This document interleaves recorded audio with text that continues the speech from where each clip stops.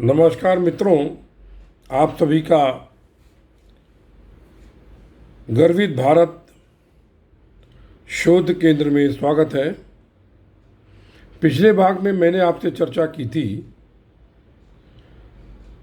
छात्रों के मस्तिष्क संवर्धन तकनीक यानी माइंड बूस्ट टेक्निक्स पर। उसमें केवल 2 ही 3 पॉइंट हम बता पाए थे आपको।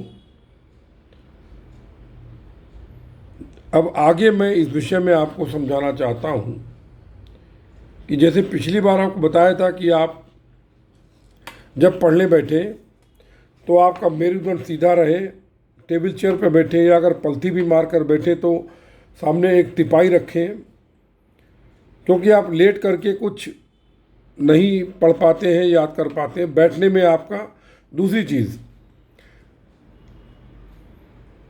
आप कुछ आराधना यात्रा याद करें माँ सरस्वती की, क्योंकि सरस्वती विद्या की देवी है और गणेश जो है वो बुद्धि के देवता है। उसका एक बार पाठ कर लें। संस्कृत के श्लोक जिनमें ट वर्ग टा ठा डा इत्यादि ध्वनियाँ जो तीक्ष्ण ध्वनियाँ निकलती हों उनको पढ़ने का प्रयास करें। इसके अतिरिक्त आप जब कभी कुछ याद करें तो सामने एक रफ पुस्तक रख लें और हाथ में भले ही पेन ना लें, लेकिन आप रटते समय आंख बंद करके उसको और अपने उंगली से जैसे कि कुछ शब्द बनाकर लिखने का प्रयास करते रहें। होता क्या है कि हमारा पूरा शरीर याद करता है।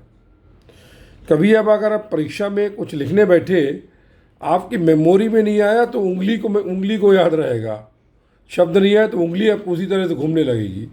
तो मतलब आप किसी नोटबुक पर पेंसिल ले करके फिराते रहें शब्दों को, या उंगली से शब्दों को लिख करके याद करें, तो उन्हीं उत्तर के साथ में वो उंगली भी घूमने लगेगी आपकी, क्योंकि पूरा शरीर इसको याद करता है। आप समझ लीजिए कोई भी चीज़ होती है। इसके अलावा आप एक अपनी निजी पुस्तिका बनाएं। पढ़ने के पहले उसमें आप अपनी भाषा में, जो आपकी मातृभाषा है, उसमें ओम लिखते हुए अपनी इच्छाओं को लिख दें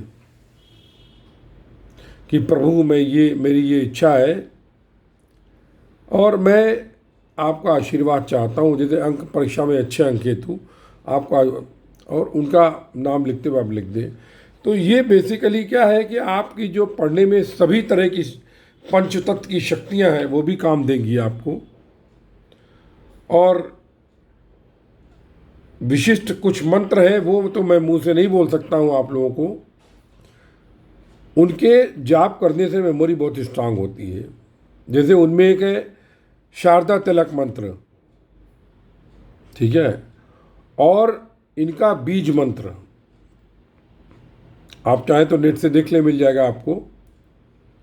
उसका एक माला कम से कम जाप करें। मतलब कहने का तात्पर्य यह है कि कुल मिला के आप सनातन की शक्तियों का सहारा लेकर एक अच्छे मेधावी छात्र बन सकते हैं और बहुत कुछ याद कर सकते हैं। जय गुरुदेव, जय माँ काली। आप सभी के हृदय में प्रस्थित परम ब्रह्म को नमस्कार करते हुए आने वाले त्यौहार के लिए शुभकामनाएं देता हूँ। सर्वस्व ब्रह्म सर्वत्र ब्रह्म।